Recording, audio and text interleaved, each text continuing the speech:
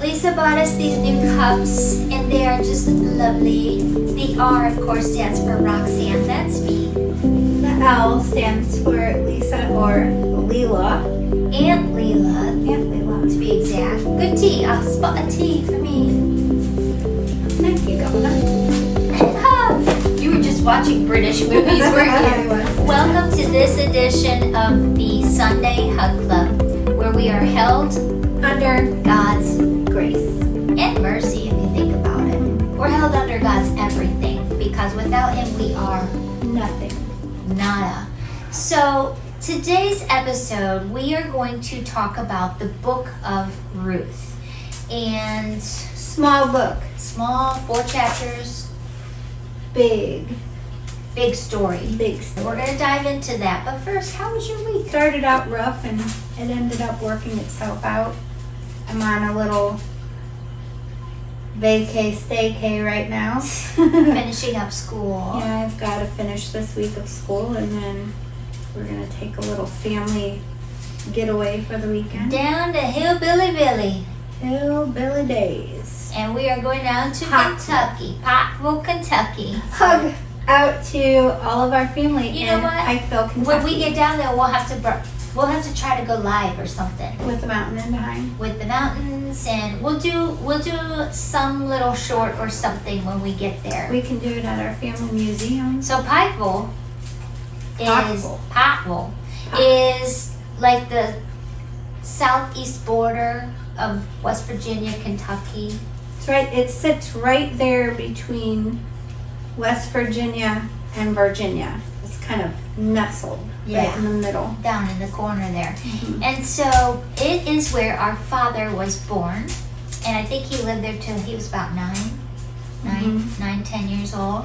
And my grandfather was actually a coal miner. Chevy. And then actually that led our whole family into the auto industry. My dad worked for Ford. His brother worked for Ford. My Uncle Bubby worked for GMC. So we are a hillbilly family. And I say that adoringly. Not in a bad way. No, that's Because we're proud of we're proud of our roots. Right. We're proud of our I am heritage. proud to be a hillbilly. We are actually Hatfields And McCoys. and McCoys. But We're famous hillbillies. yeah, I like to call myself the Ellie Mae of hillbillies. We're famous. Our grandmother was a granddaughter of Randolph McCoy, and our grandfather was a grandson of Basil Borden Hatfield. Who was the judge of the pig trial. Right. So if you don't know the story of the Hatfields and McCoys, it was this long family feud over land, over families that hated each other. They hated each other, but when it all comes down to it, we're all intertwined. Hatfields and McCoys are all intertwined. So You know how it one goes big happy down there. family. And What happens in the holler stays in Trini and Jess. Trini and Jess. All of There's- that. My grandma would Heritage say, is- never mind. Yeah, little book, Ruth, but pretty. It's a powerful little 4-chapter book. I'm kind of rusty on the Book of Ruth, so I'm going to be winging it tonight. I'm going to rely on your expertise. I have no expertise. So, let's go to the first chapter. So we have Elimelech and his wife Naomi. Mm-hmm. And they had 2 sons. Mhm. And their names were Mahlon Malone and Kilion. And they they were from Bethlehem, the land of Judah, and then they traveled to Moab, and they settled in that country. And then Elimelech passed away. He died. And Naomi was left with her 2 sons and her 2 daughter-in-laws. And they married. And the one son's wife was Orpah, and the other son's wife was Ruth. And that leads us to the book of Ruth. 4 chapters long. Small book, but mighty, powerful message. Mm-hmm. It's a good Mother's Day message there. Yeah, that's a good Mother's Day message. The book of Ruth. It's actually a good message on Loyalty. Oh. Loyalty. Because the two daughter-in-laws weren't quite fit from the same mold, were they? No. So let's get into that. Let's read it. So Naomi was left a widow, and her two sons and her daughter-in-laws, Orpha. Her two. Orca. No. At first I thought it said Oprah. The hillbilly pronunciation is Orca. Orpha. Orpha. And the other woman was Ruth. And of course that's who we're talking about today. The wonderful, beautiful, loyal Ruth. Devoted. Yeah. And favored. And it's not only a story of loyalty and devotion, but it's a story of God coming through and providing two women in their desperate time of need. Yeah, because after the sons passed, Orpha decided to return back to her family. Let's read that. So Naomi and Ruth return. Then Naomi heard in Moab that the Lord had blessed his people in Judah by giving them good crops again. So Naomi and her daughter-in-laws got ready to leave Moab to return to her homeland. With her two daughters-in-law, she set out from the place where she had been living, and they took the road that would lead them back to Judah. But on the way, Naomi said to her two daughters-in-law, "Go back to your mother's homes, and may the Lord reward you for your kindness to your husbands and to me. May the Lord bless you with the security of another marriage." Then she kissed them goodbye, and they all broke down and wept.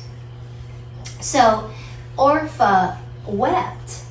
It was a sad occasion for Orpha, but she didn't quite have the structure of Ruth.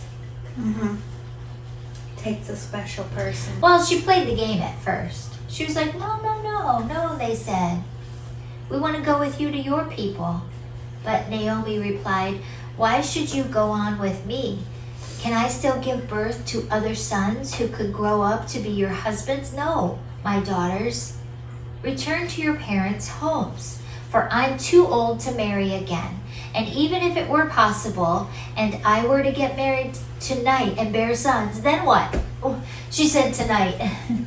Then what? She said. "Would you wait for them to grow up and refuse to marry someone else? No, of course not.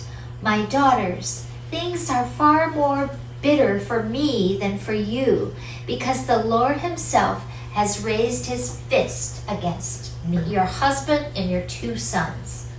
Who wouldn't respond that the Lord hated them, or he's got his fist in bitterness against her?"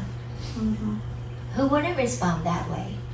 Yeah, That's a tough pill to swallow. right? A lot of loss there. A lot of loss.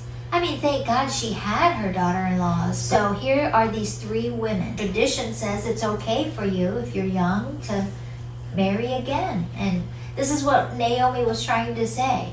You have a lot of life left in you. I have nothing. I'm old. I can't give you any more sons to marry. So go to your families and start your lives over.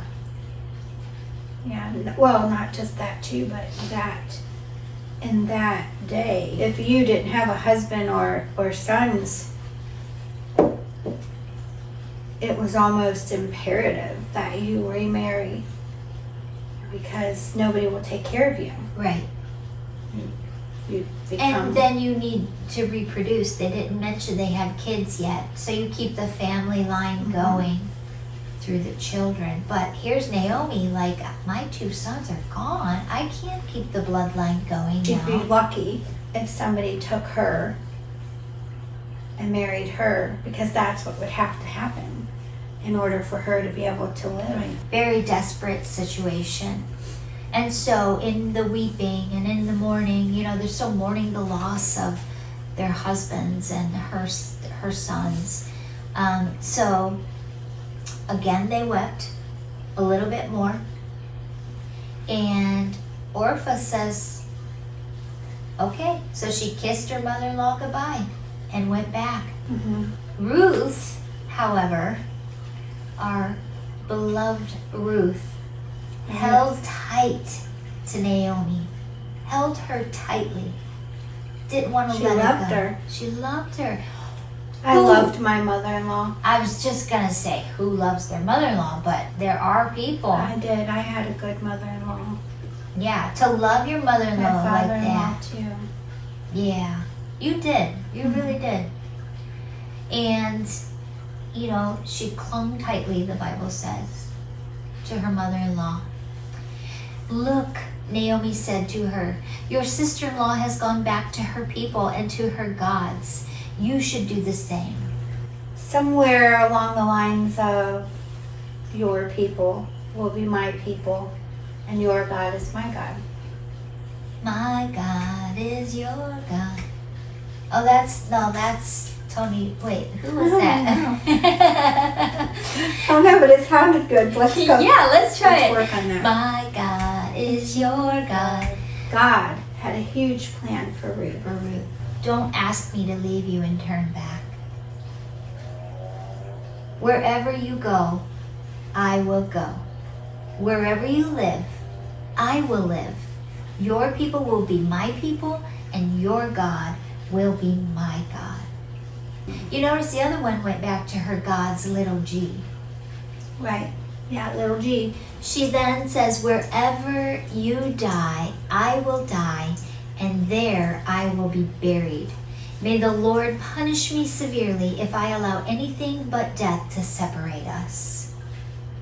Wow, that's loyalty. That's devotion to your mother-in-law. She loved her some Naomi, didn't she? Mm-hmm. So she basically just turned away from her own mother and father and followed Naomi.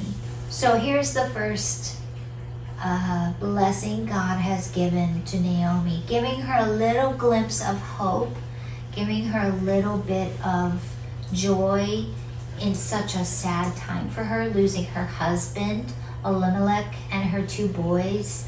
And now her one daughter-in-law has chosen to go back to her people and her gods. And that statement is huge because from that declaration she made that her God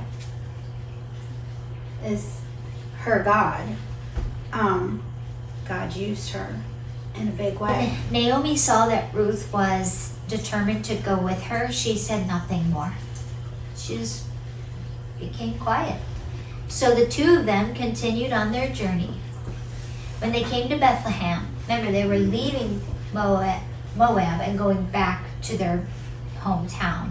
The entire town was excited by their arrival. Is it really Naomi? The woman asked. Don't call me Naomi, she responded.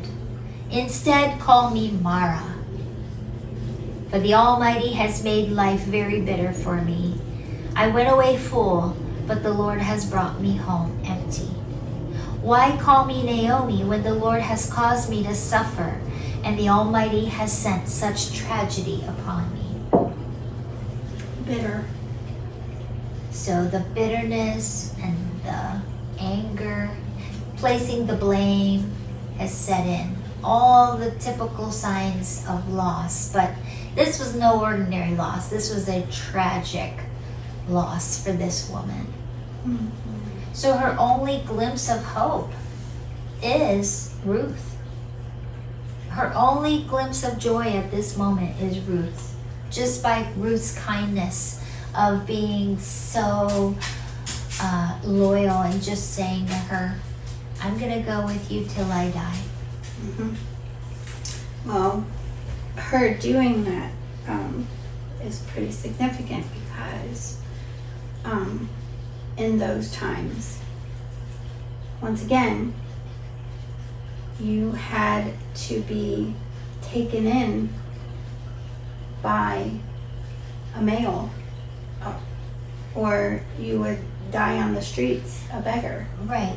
Women were considered bartering Property. property. So God has his hand in here. Yeah. Because he's about to move and make a way. Because he always does, makes a way. But this was But it's always after something really bad happens. So it's like God is really showing you have to trust him. without a kinsman redeemer, they would be left to die. God used this as an opportunity. You know, sometimes people say, well, how could God do this? Well, let's go back to God didn't do this. Sin did this. God came through for a widow and her daughter-in-law, who is now a widow. So God came through for two widows now. And he's paving the way for their future. Naomi and Ruth went back to Bethlehem. Where they were from, Judah. Why did Naomi want to be called Mara? What does Mara mean in I Hebrew? believe it's bitter. Don't call me Naomi, she responded. Instead, call me Mara, for the Almighty has made my life very bitter for me. She felt hopeless. She felt like God was putting his fist against her. It reflects the hardships that she felt. Why is it that a good woman like Naomi, who God had blessed, turned against God in her mourning? Well, that's the depth of human sorrow. You know, last week we talked about Jesus being the true light. And it is with all of us that our hearts have a lot of secrets, a lot of sinful things lurking in there. And when God reveals something this tragic in this dark time, when he reveals the heart, things start to come out. And what came out of her was bitterness. So that was in her. That was the sinful nature in her, and it was coming forth. Exposing the darkness within her heart. So at that point, Naomi had to return to Moab, accompanied by her daughter-in-law, Ruth, the young Moabite woman. They arrived in Bethlehem in the late spring. I knew I wanted to talk about this. Isn't that weird? You said, let's talk about something spring. So here we are in chapter 1, verse 22, and it says, in late spring and at the beginning of the barley harvest. And that's significant because the barley harvest is when the workers were out, and who other than Boaz in the field harvesting. Who's this Boaz guy? A close family member would have to step in, a kinsman redeemer. So it wasn't Naomi's relative, it was her husband's relative. And one day, Ruth the Moabite said to Naomi, let me go out into the harvest fields to pick up the stalks of grain left behind by anyone who is kind enough to let me do it. So we have to eat, Naomi. I'm going to go see who's kind enough to throw me some scraps from this harvest. Naomi replied, all right, my daughter, go ahead. So Ruth went out to gather grain behind the harvesters. And as it happened, she found herself working in a field that belonged to Boaz, the relative of her father-in-law, Elimelech.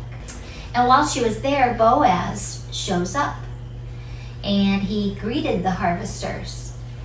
The Lord be with you, he said. He already sounds like a prince. Her prince in shining armor. You think he was on a horse? Camel. Who knows? But anyway, this guy shows up, and he's wealthy, he's influential, he's kind to his workers. He's a God-fearing man because he says, the Lord be with you. The Lord bless you, the harvesters replied. Then Boaz asked his foreman, the guy who worked below him, who was in charge of the harvesters, who is that young woman over there? So Ruth caught his eye. And who does she belong to? There it is, ownership. Mm-hmm. So these women, pretty much from birth, Or property. were property, and they couldn't even decide their future like we do in this time. Their parents arranged it to benefit the whole entire family, Mm-hmm. the bloodline. So the foreman said, she is the young woman from Moab who came back with Naomi. She asked me this morning if she could gather grain behind the harvesters. She has been hard at work ever since, except for a few minutes, resting in the shelter. So she worked hard. So she caught his eye, and what about her was a characteristic that's pointed out here? Like a good godly characteristic. She's a hard worker. Hard worker, modest. Humble. Mm-hmm. She was real humble. It doesn't say yet how she looked. So it wasn't based on appearance here, it was based on character. So Boaz then went over to her and he said, listen, my daughter, stay the night here with us when you gather grain. Don't go away to any other fields. Stay right behind the young woman working in my field. So something's going on with Boaz. He likes her. Mm-hmm. He likes her character. He likes what his workers have revealed about her. Stay right behind the young woman working in my field. See which part of the field they are harvesting, and then follow them. I have warned the young men not to treat you roughly. Oh boy, now he's like kind of claiming his, Staking a claim. yeah. And when you are thirsty, help yourself to the water they have drawn from the well. So he's giving her favor. Showing her favor. Yeah, he's showing her favor, and he's giving her an opportunity, permission to come into the good harvest, Mm-hmm. the good parts. He's giving her water. And then Ruth did what? She thanked him. She fell at his feet and thanked him warmly. So here's another characteristic. Warm, gentle, Mm-hmm. pretty smart, if Right. you ask me. Well, and she had no idea why he was being so kind to her, but what he saw in her character was, I know everything that you've done for your mother-in-law since the death of your husband. I have heard how you left your father and mother and your own land to live here among complete strangers. May the Lord, the God of Israel, under whose wings you have come to take refuge, award you fully for what you have done. So here is Ruth, who came from a land where they had God's lowercase. Mm-hmm. And God, the one and only, the God of Israel, the God of all of us. And they married. And in that marriage, he was in the line of Jesus. And became the Kinsman Redeemer of the family for Kinsman Naomi. Redeemer. And So he they bore a gave son. hope to Naomi, Mm-hmm. gave Naomi a future. Yeah. Then their son Obed, the grandfather of David, the place of Boaz in genealogy of Jesus Christ, God used her, used her to continue the lineage. leading to And God always His own birth. chooses people in their worst moments. He picked his grandma. Yeah, He picked his own grandma. exactly. Oh, that's a good point. Mm-hmm. I hope I continue to please you, sir, she said. This is becoming a beautiful love story. It's like that moment that you don't know it's hitting you at the moment, but it's hitting you. Mm-hmm. And you can see the signs of it happening right here. Mm-hmm. He spoke kindly to her. And she's like, may I continue to please you, sir? And also, she was trying to honor her mother-in-law again, Naomi, by being respectful to her family. Mm-hmm. You've comforted me, she said, by speaking so kindly. even though I'm not one of your workers. At mealtime, Boaz then called to her, come over here, help yourself to some food. You can dip your bread in the sour wine. So she sat with the harvesters, and Boaz gave her some roasted grain to eat. She ate all she wanted until she had some left over. And when Ruth went back again, Boaz ordered his young men, let her gather grain right among the sheaves without stopping her, and pull out some heads of barley for the bundles and drop them. He was feeding her. He said, drop her some food on purpose. Because he knew he was feeding Naomi too. Mm-hmm. And that's part of being a good man. You take care of family. Mm-hmm. Widows. That's biblical. Mm-hmm. Yep.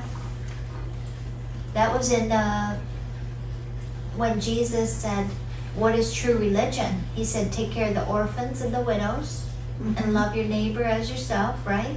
Right. So Ruth gathered barley all day. When she beat out the grain that evening, it filled an entire basket. So she carried it to the town and showed her mother-in-law.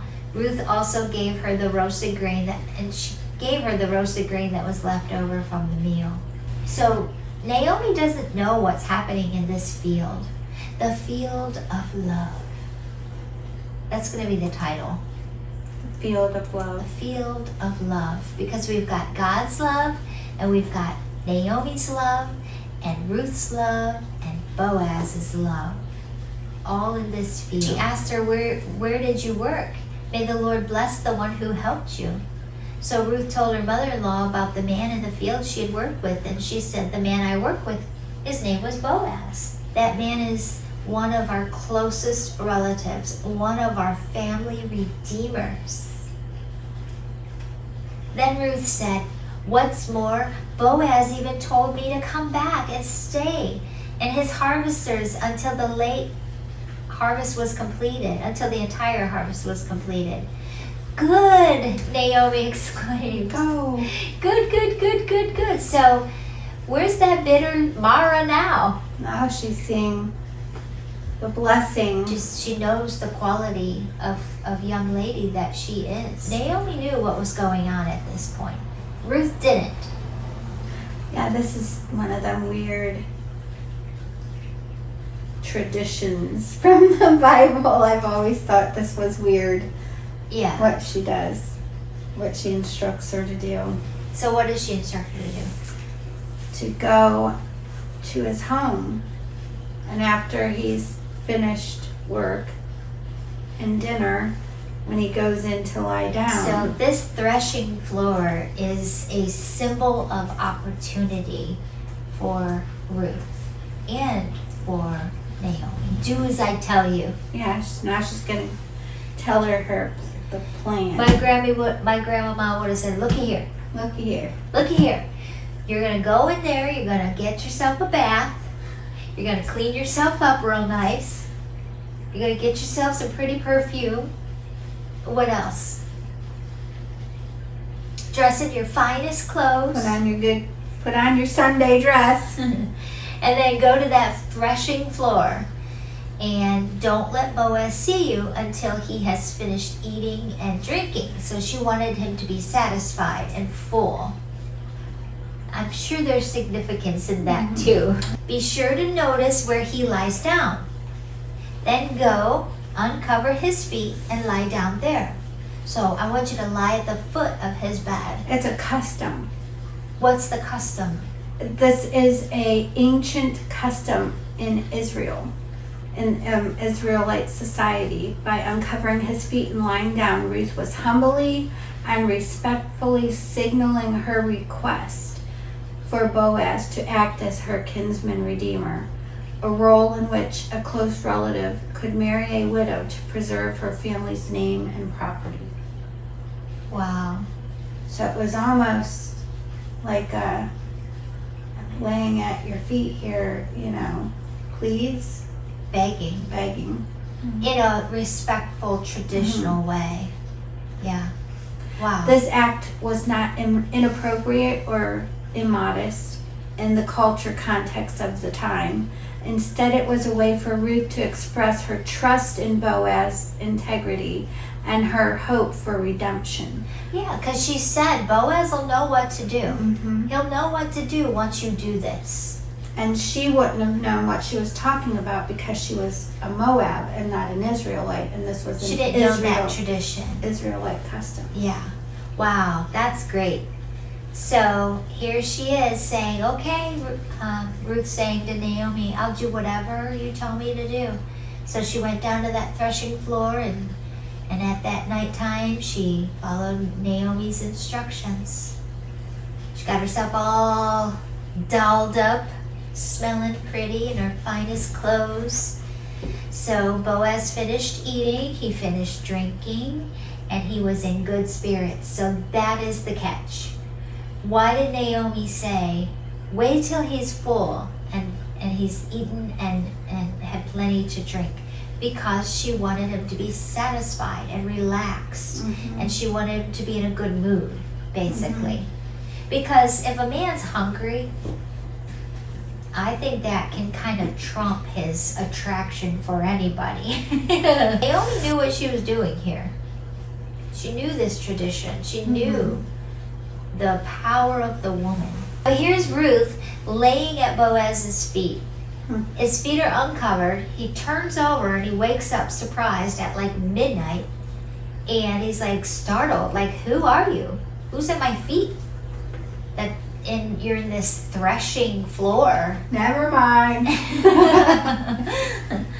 She's like, I'm your servant Ruth. She replied, spread the corner of your covering over me, for you are my family redeemer. The Lord bless you, my daughter, Boaz exclaimed. You are showing even more family loyalty now than you did before, for you have not gone after a younger man, whether rich or poor. So now we're getting an idea of how old he is. He's older. That's probably why he's so nice, and so gentle and so kind, because he's more mature. He's older. Yeah. And she must be very young, because he then tells her to rest, and that there's somebody younger, more her age, who's in the family line. Oh. And that he will go and talk to them and tell them about her. So I think he was trying to spare her that, I'm too old for you, you're young. Or he was like her, just really loyal to his family, and giving this opportunity to somebody younger who he knew. Well, not just that. In those days, too, if he was closer related than Boaz, they got first dibs. Yeah, because she's property, remember? Yeah. So he was doing the right thing by tradition. So he's like, stay here tonight, and in the morning I will talk to him. If he's willing to redeem you, very well, let him marry you. But if he's not willing, then surely as the Lord lives, I will redeem you myself. Now lie down here until morning. So he's figured out she's a virtuous woman. He wants to do this, but he's going to do it the right way, because that's what he does. That's the kind of character he has. So then he says, let's give this other guy the opportunity, and as long as the Lord lives, if he says no, I'll do it.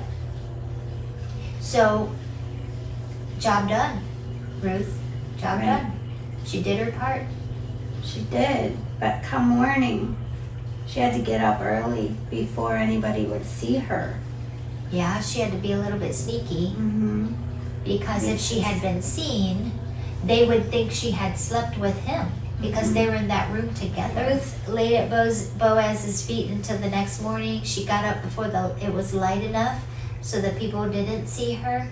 And Boaz said, no one must know that the woman was in the threshing floor. Then Boaz said to her, bring your cloak and spread it out. He measured 6 scoops of barley into the cloak and placed it on her back. Then he returned to the town. So then Ruth went back to her mother-in-law Naomi and Can you imagine Naomi it's been a whole, all night, and here we are early morning. She's like, what happened, my daughter? What happened? He gave me these 6 scoops of barley and said, don't go back to your mother-in-law empty-handed. And Naomi said to her, just be patient, my daughter, until we hear what happens. The man won't rest until he's settled things today. To fulfill his role as the Kinsman Redeemer and resolve the matter of redeeming Ruth and Naomi's family line. It highlights Boaz's integrity and commitment, as well as Naomi's confidence in his character. No wonder it's such a short book, but it's so significant to our God and how he provides. And the people that he selects have purpose.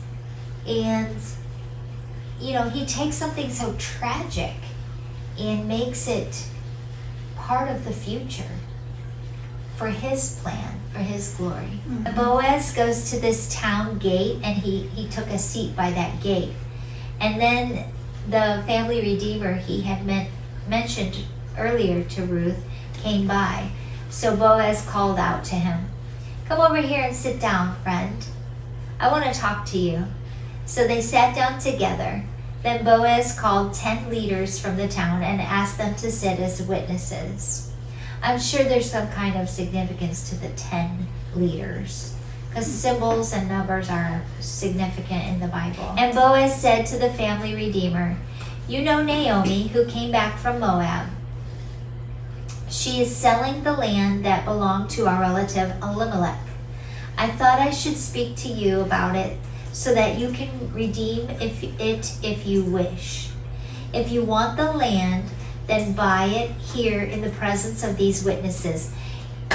This sneaky Boaz, he's making it about land, right? Mm-hmm. He's not mentioning anything about the character of Ruth here. Because I think deep down he's hoping this guy's going to say no. Then you could buy it if you wanted it in the presence of these witnesses. But if you don't want it, no, right away. Of course. Why right away? Of course, your purchase of the land comes along with Naomi requiring that you marry her daughter-in-law, Ruth. The land comes with Ruth. He enticed him about the land, but then he's like, of course, you'll have to marry this.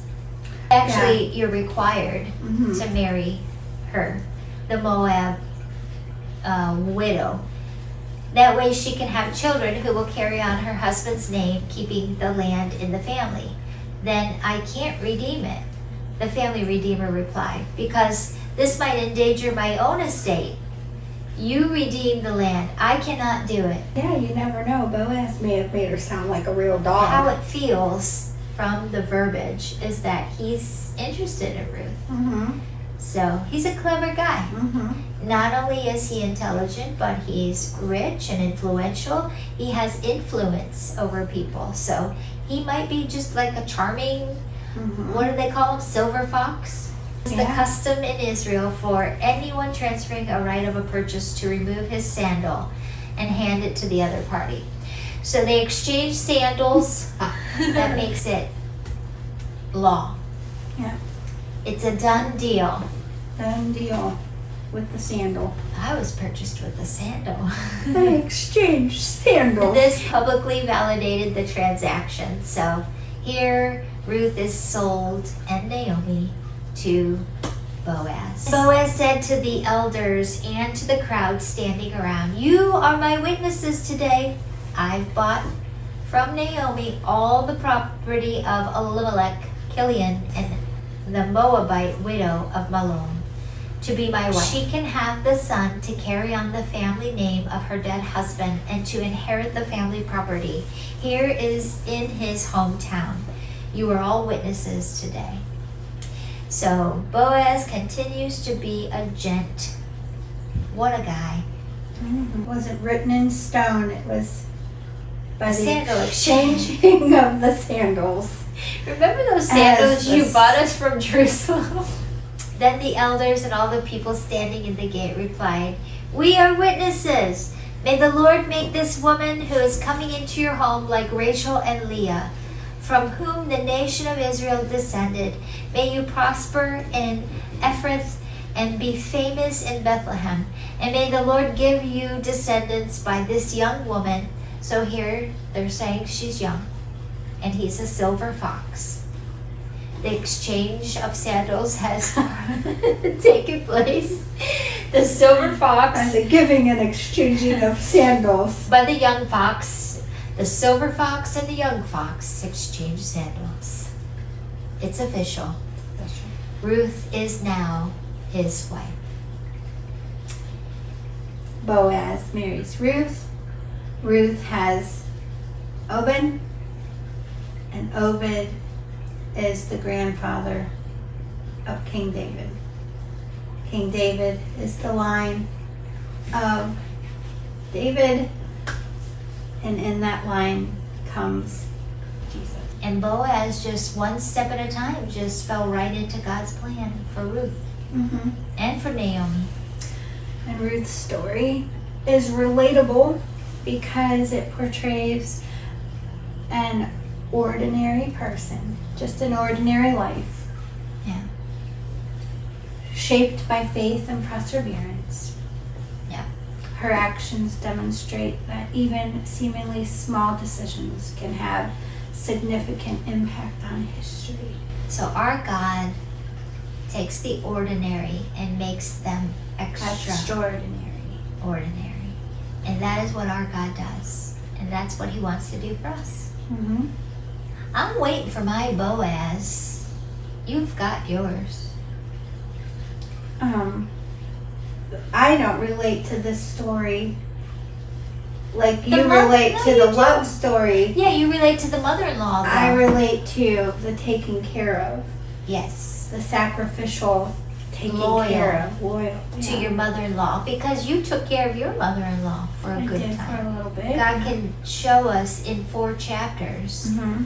a story that's relatable to men, women, widows, Mm-hmm. married women, mother-in-laws, daughter-in-laws, Yeah. workers, This whole universal harvesters. Yeah, story. just about anyone. So we get another glimpse of characters in the history of the lineage of Jesus. A lot of stuff in these 4 chapters. I like Ruth. I like the book of Ruth. So where are we headed next week? Look around. How crazy is that I wanted a story about spring and I didn't even know it in The chapter book of 11. It's a story of restoration. Just and like hope. spring, yeah, just like spring, restoration and hope. We're sending you a hug tonight. A great big hug from God through the story of Ruth, and how God is always there, even in your darkest time, even in your lowest low, even when things look impossible, like your whole life is over. Mm-hmm. Naomi had no hope left. She was an old lady, and she, Hopeless to the point of bitter. yeah, But God not only redeemed Ruth and blessed Boaz, he restored Naomi's relationship with him. well, God never called Naomi Mara. She chose that. In her self-pity, she took that on Yeah, herself. we do that to ourselves. She I'm already useless. had no faith. Right? She was Just like that, in her moment of mourning and grief, she Mm. labeled herself bitter. And God says, no, that's not what I have planned. That might be your plan, but that's not my plan. right. My plan is a story of redemption. And hope. So, from the Sunday Hug Club, I'm Roxanne. And I'm Lisa. We just want to say, go and know that even if you feel bitter, there's hope ahead. God can redeem your story just like he did for Naomi and Ruth. And he always has a plan. His ways are not our ways, the Bible says. His plans are not ours. So keep trusting in him. Keep seeking him. Keep doing what what's right. I think that's an important part of this story too. All these characters, except for the one who went back home, who left, but maybe that was part of God's plan too. Right. Because then there'd be competition with the two ladies. Right. So keep doing what's right. Keep doing the right thing. Family first. If you line your will up with God's will, it's going to work out. All right. God, family, freedom. Slap your sister with a sandal. I've got some leftover tuna salad. Here, I'm gonna put it out on the porch.